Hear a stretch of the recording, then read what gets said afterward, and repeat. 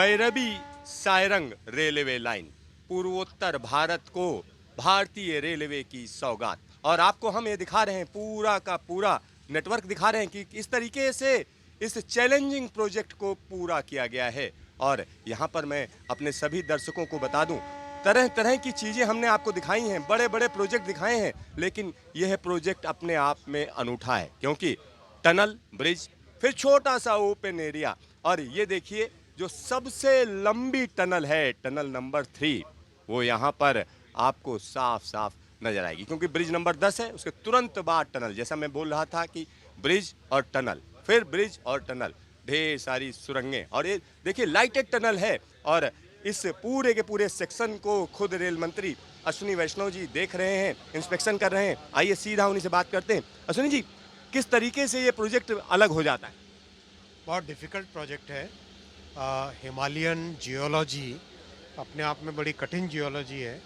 यहाँ पर बड़ा organic clay, water bodies, methane gas, ये सब रहता है। बिकॉज़ हिमालय एक यंग माउंटेन है।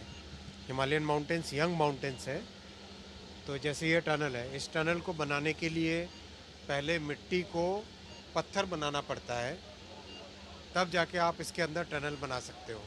जब मिट्टी को पत्थर बनाते हो तो वो जो मेथड है उसका नाम है हिमालयन टनलिंग मेथड, HTM। उस मेथड से इसको बनाया जाता है। बहुत ही कठिन है और चैलेंजिंग टास्क होता है। सर, यहाँ पर जो टनल्स हैं वो छोटी हैं, कोई टनल जो है 40 मीटर की भी है, और इतनी छोटी छोटी टनल्स हैं, एस्केप टनल है नहीं।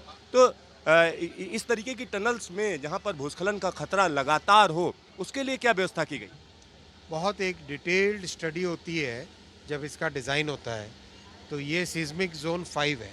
सीज़मिक ज़ोन 5 के हिसाब से सारा इसका डिज़ाइन किया गया है। आप देखोगे ये टनल वाइड है compared to many other tunnels.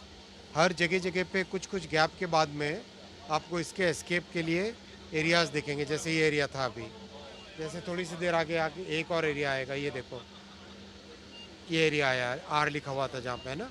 तो बहुत केयरफुली इसका डिज़ाइन किया गया है। एक और चीज़, यहाँ पर टनल के अंदर बैलास्टलेस ट्रैक है, लेकिन बाहर बैलास्टेड है। क्या वजह है इसकी?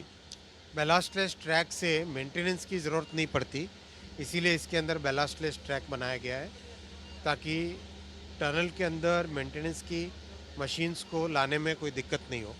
सर, एक और सवाल, जब हम मिजोरम की बात करते हैं, ट्राइबल इलाका है और तरह तरह की उपज यहाँ पर होती है, तो इसके लिए यह लाइन वरदान साबित होगी। और किस तरीके से मालगाड़ियाँ आप चलाएंगे यहाँ के? देखो, सिलचर से आइजॉल तक पहुंचने में कई बार ट्रकों को कई दिन लग जाते हैं, और अब ये रेलवे लाइन बनने से सिलचर से आइजॉल कुछ घंटे का काम हो जाएगा। और ये एक पक्का, मतलब ऑल वेदर कनेक्टिविटी, चाहे कितनी भी बारिश हो, चाहे कैसा भी मौसम हो, ये कनेक्टिविटी है। जैसे कश्मीर में जम्मू से श्रीनगर की लाइन बनने से एक कंप्लीट लाइफलाइन बन गई है, वैसा ही ये लाइन भी मिज़ोरम के लिए लाइफलाइन बनेगी।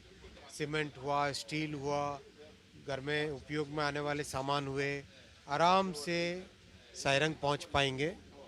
सारंग तो आइजवाल के फुट हिल्स पे है, तो बहुत आसानी से सामान पहुंच पाएगा। और जो वहाँ के जो प्रोडक्ट्स हैं, उन प्रोडक्ट्स को भी देश भर में ले जाया जा सकेगा। जैसे कश्मीर की एप्पल्स को रेलवे लाइन के माध्यम से दिल्ली तक लाया जा रहा है, वैसे ही यहाँ के ड्रैगन फ्रूट को, ऑर्गेनिक वेजिटेबल्स को, उनको लाया जा सकेगा। सर, एक आखिरी सवाल, अगर हम इस पूरे के, अब देखिए जो पुल है, यह पुल अगर हम बात करें तो कंपोजिट गर्डर कहा जा सकता है, तो यहाँ अलग अलग टेक्निक इस्तेमाल की गई, कहीं ओपन वेब गर्डर, कहीं कंपोजिट गर्डर, क्या वजह है इतने ढेर सारे पुल और अलग तकनीक? हर लोकेशन के हिसाब से डिज़ाइन किया जाता है। लोकेशन का प्राथमिक फैक्टर होता है कि उस जगह की जियोलॉजी कैसी है, वहाँ डेप्थ कितनी है, वहाँ पे पानी का फ़्लो कैसा है।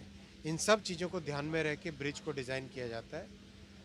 करीब करीब जब भी ब्रिजेस की डिज़ाइन होती है या टनल्स की डिज़ाइन होती है, तो मान के चलिए कि यूनिक होता है हर एक ब्रिज और हर एक टनल। सर, पूरे प्रोजेक्ट को आपने इंस्पेक्ट किया, क्या कहेंगे इसको लेकर, किस तरीके का काम हुआ है?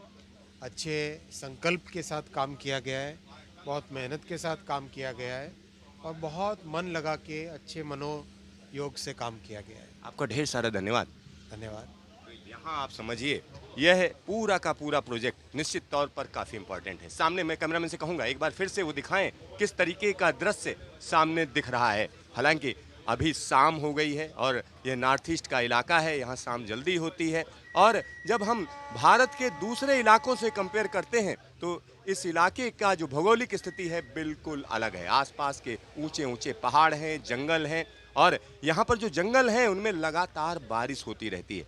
तो ऐसे में इस तरीके का जो कठिन प्रोजेक्ट है उसको पूरा कर पाना निश्चित तौर पर रेलवे के लिए एक बड़ी उपलब्धि कही जा सकती है। Siddharth, news station, Mizoram.